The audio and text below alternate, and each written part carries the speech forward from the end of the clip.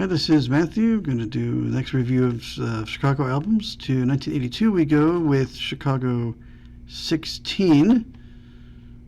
Came out then. Total new direction for the band. We have a new label in Warner Brothers. CBS, Columbia dismissed them. Lau de Oliveira is gone from the band. They wanted to do more commercial, so nobody wants the Latin sound. Apparently the last stations didn't want the horns in things, but the horns are still here in some capacity. We have a new singer in Bill Champlain. What was the band called again? I don't know anything by them. I like him. He was around when I saw them. It is from... Where did that go here? It is...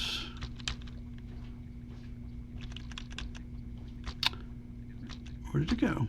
Where's his name? Of course, all the new technology they had.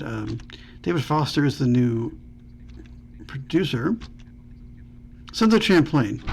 And then the guy from the previous band sessions also is here as a side player. And we have a lot of people, like some extra songwriters and some more session people.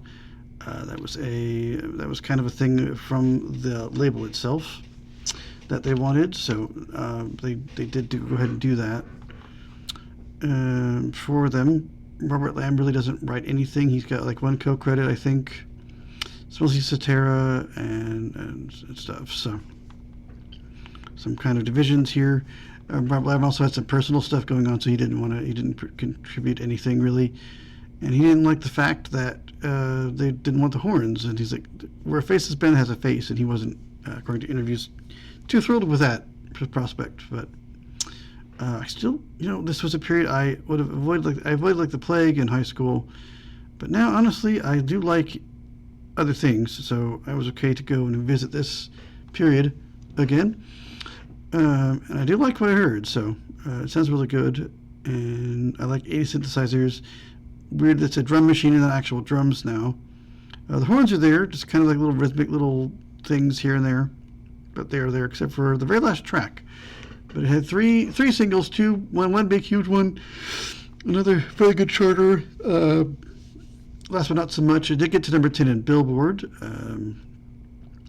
Got some Grammy Awards, some nominations. It did platinum certifications and stuff on it. So yeah, I know very much the comeback album, as it were. So yeah, the new starting the 80s out with a new kind of album. A new sound, and yeah, Bill Champlain was there when I was getting into them. He was there in '97 when I saw them, so I'm like, oh, I didn't know he was in this early. But I also didn't know like where all the songs were in the history of the albums. So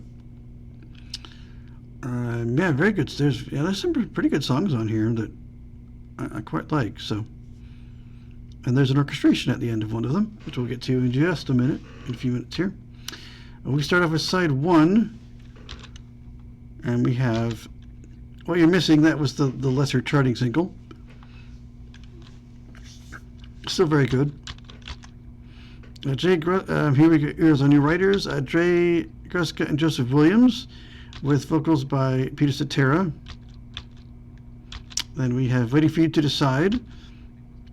David Foster, Steve Lukather, and David Paik. Of course, David Foster is the producer. Peter Cetera and Bill Champlain are on this one.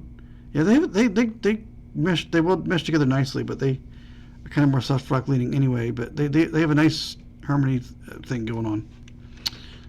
I do like his voice. It's kind of almost jazzy, but I don't know anything about the Sons of Champlain. I tried to look them up and I couldn't get them to show up in Apple Music. I assumed being dictation heard me wrong. I'm sure they have them, but I've not found them. Because I read a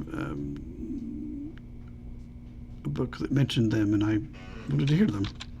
Then we go to our third track, which is going to be Bad Advice. Peter Cetera, Dave Foster, James Pankow. The horns are still here. Champlain and Cetera again. And then we have Chains, Ian Thomas wrote that one with Peter Cetera on vocals. Hard to Say I'm Sorry / Get Away, that's the big hit. The second part of that is usually not included. The single takes that out, but this is the full version, of course. That version's also on a hits collection I have with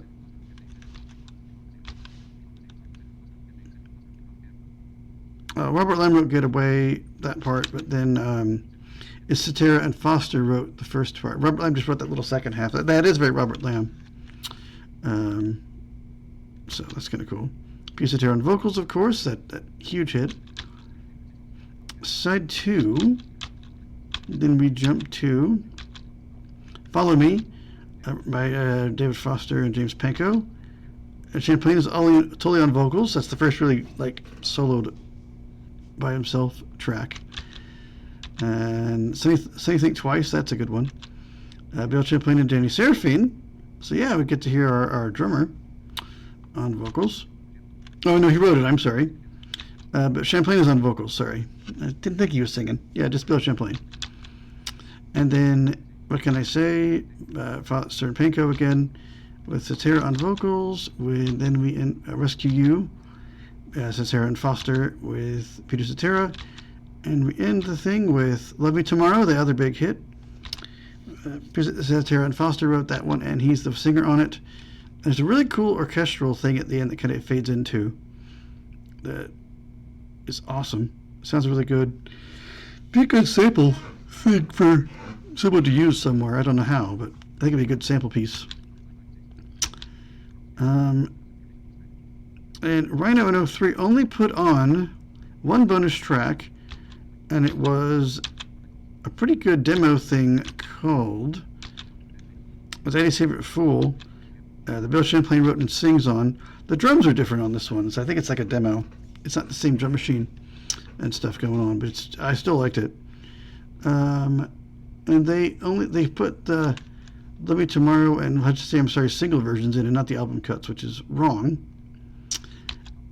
And then our quote-unquote outtakes.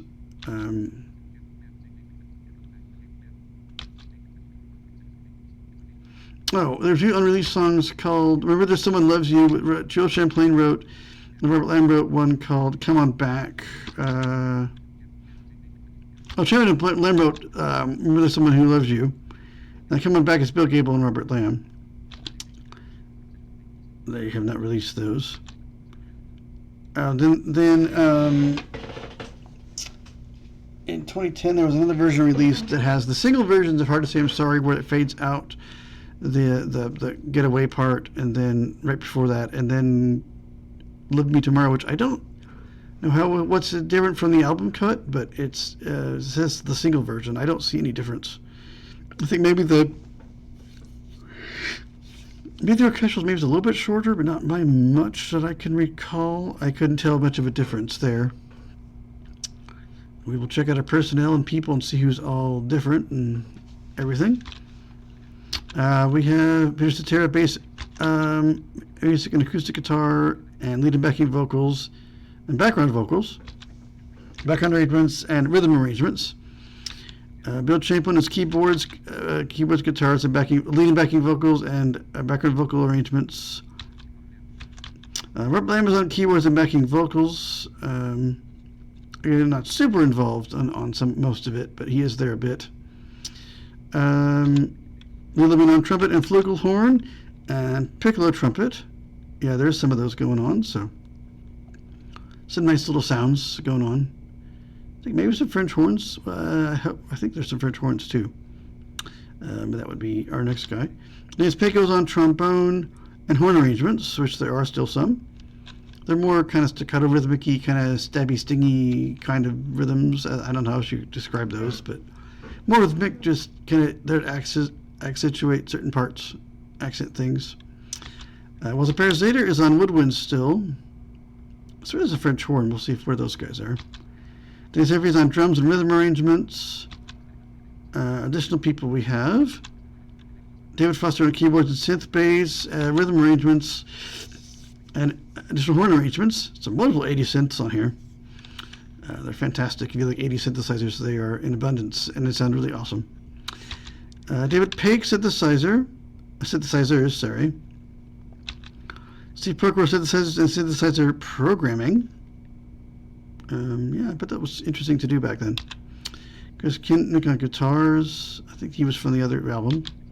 Steve Lukather on guitars. I'm not sure how you pronounce his name. There's some really good guitars. There's some shredding going on in a few spots. Mick Landau also on guitars. There's tons of great guitar work on this thing. Jeremy Levick and Peter Cetera string arrangements on Hard to Say I'm Sorry. And Let Me Tomorrow. Oh, those are nice. Okay. Doretta Vinci, concertmaster. Dave Richardson, lyric assistants. What can I say? And that's all. I guess the horns are French horns must be part of the orchestra only. Okay. Additional our production people, produced by David Foster. Edited and mixed by Roberto Gattaca, I think. Hard to say. Joe Schnee mixed Hard to Say I'm Sorry and Get Away. Mix assistant by Jacques Dowdy, Lee Lewine, and Walter Parazader. Yeah, again, not much to do on most of it, so I can understand that. Gives them something interesting to mess with. The second engineers are Britt Bacon, Jeff Borgeson, and Steve Cohen, and Bobby Gerber, and Phil Tempest, and Don Levy. David Schober, Ernest Sheasley, and Chip Strader, something like that.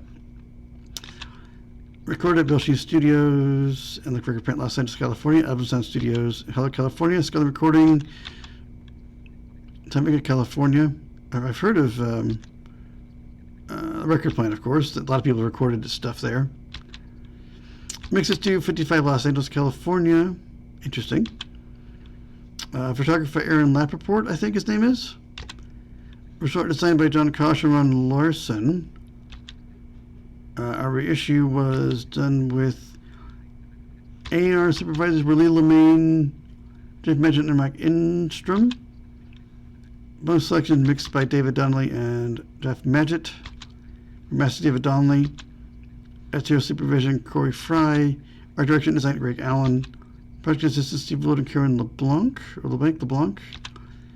And that is all our people. So some very different people in some things, some new vocalists and stuff going on. So I still think a very good album. A lot of people don't like this period, but I like all kinds of stuff. So and I like 80 synthesizers. So yeah, I don't know if I guess it's our drums, but definitely a change in the different direction. But you know, that was the whole soft rock thing, and that's what people were doing. And even rock people were using synthesizers and drum machines. So yeah, that kind of thing was going on. But very, very good album regardless, to me anyway. But yeah, we'll move on to next time to 84 and listen to Chicago 17. I know there's 3 big singles on that one. I recognize like 3 huge songs on that one, so that will be interesting. So I'm not sure. I'm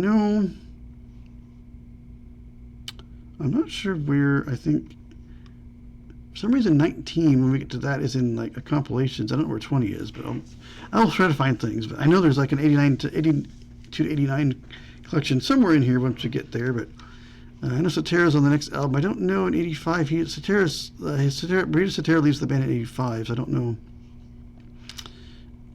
when he departs. But I think there was a lot of friction between him and the other band members because changing the sound, trying to get commercial, get people to like them again. Because it had been since 78 since anybody had really even paid attention to anything they had done. So, which is sad because they're missing out on some good albums. But yeah, whatever. It's fine. But yeah, next time we will go to that one and see about Chicago 17 next time in the next video.